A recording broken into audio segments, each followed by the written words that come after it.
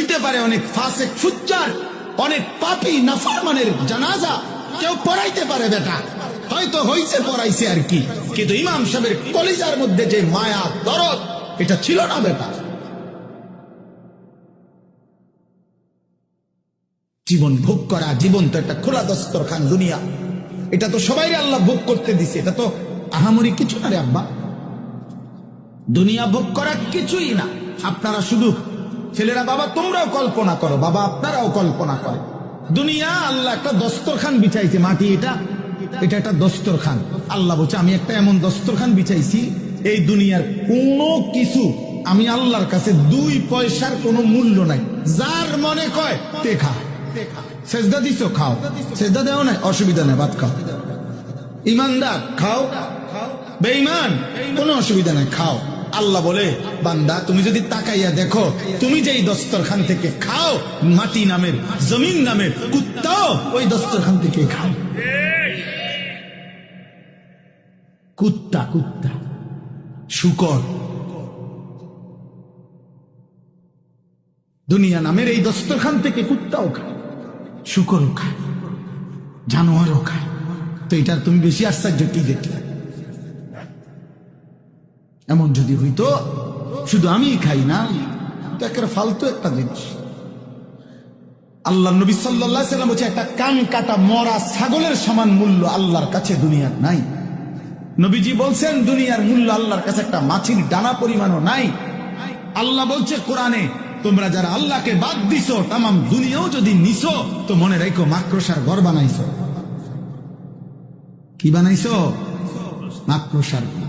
মাসালুল্লাযীনা ইত্তাখাযু মিন দুনিল্লাহি আউলিয়া কামাসালিল আনকাবুত ইত্তাখাযাত বাইতান। আল্লাহকে বাদ দিয়ে যা করেছো, আল্লাহ বলে বান্দা মাকড়সার মতো একটা ঘর বানাইছো। আর তুমি তো জানোই, ওয়া ইন্না আওহানাল বুয়ুত লাবাইতুল আনকাবুত।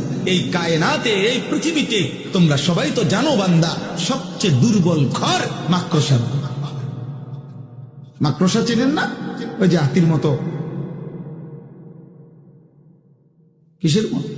ছোট্ট মাছির মতো। এই মাকড়সার ঘর দুর্বল কিনা কথা বলে না? মায়ের হাতের ফুলের ঝাড়ু, ঘরের বিবির ফুলের ঝাড়ু দিয়ে একটু নাড়া দিলেই মাকড়সার ঘর ভেঙে যায়। 6 মাসের বাচ্চা নাড়া দিলেও মাকড়সার ঘর ভেঙে যায়। আল্লাহ বলেন আমাকে বাদ দিয়ে যা করেছ তাই মাকড়সার ঘরে কিছুই থাকে, কিছুই থাকে। আল্লাহ কাফেরদেরকে বলছে, এই বেঈমানরা, তোমরা যে মূর্তির পূজা করো, এই মূর্তি পূজকদেরকে কোরআনে আল্লাহ বলছে, এই বান্দা আমি আল্লাহ তোমার একটা প্রশ্ন করি।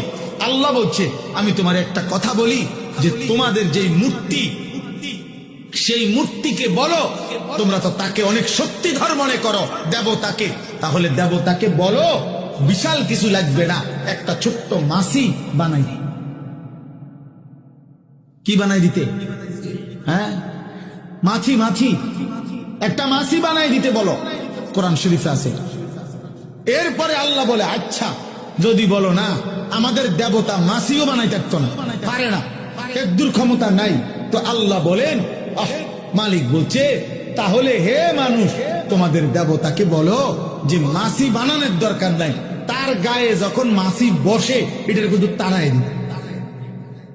এটা কৌতালি, বুঝেন না কথা? মাছি যখন বসে তখন মাছিটাকে একটু সরাই দিতে বলো। হ্যাঁ, আছে তো এটুকু ক্ষমতা? আল্লাহ তাআলা বলে তাহলে হে বোকা মানুষ, এটুকুও বুঝো না? এটুকুও বুঝো না যে একটা মাছিও বানাইতে পারে না, যে একটা মাছি তাড়াইতেও পারে না, এত দুর্বল সে কেমনে দেবতা হয়, সে কেমনে পূজনীয় হয়, সে কেমনে শ্রেষ্ঠ হয়, সে কেমনে মহান হয়?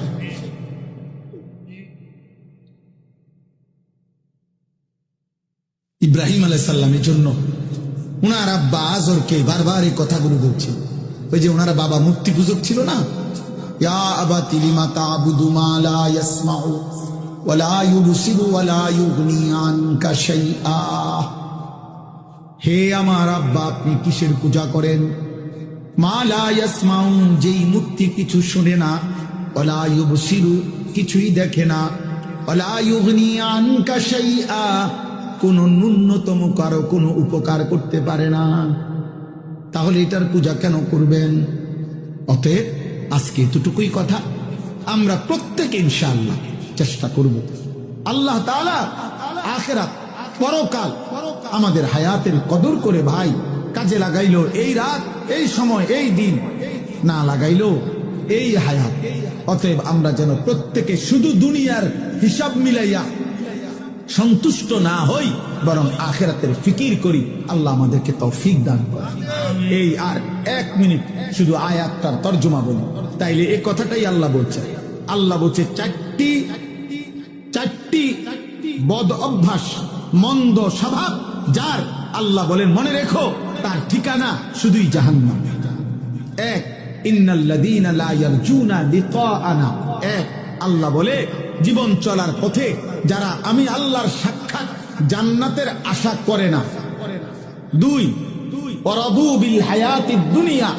জীবন চলার পথে যারা দুনিয়ার জীবনেই খুশি হয়ে গেছে। 3, ওয়াতমাআন্নু বিহা।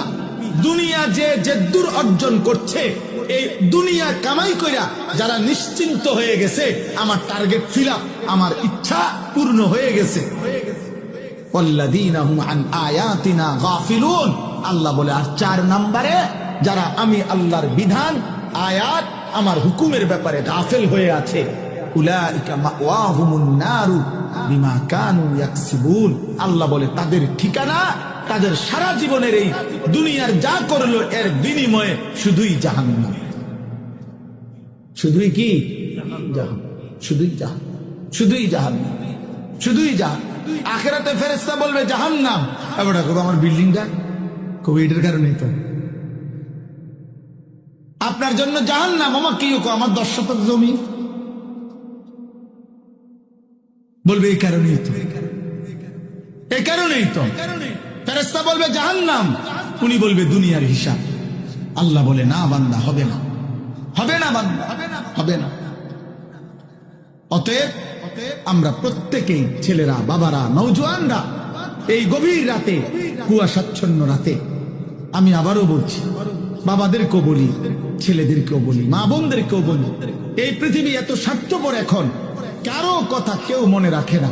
এজন্য আমি যদি আমার ঈমান, আমল, আখিরাত ঠিক না করি, মনে না করি, আমার জন্য কেউ থামে যাবে না, আমার জন্য কেউ আটকায় থাকবে না, আমার জন্য কেউ টেনে নিবে, এমন লোকেরও বড় অভাব।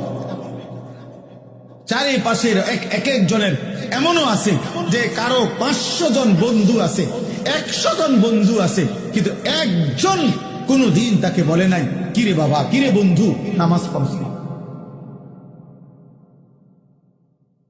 তাহলে কেমন বন্ধু?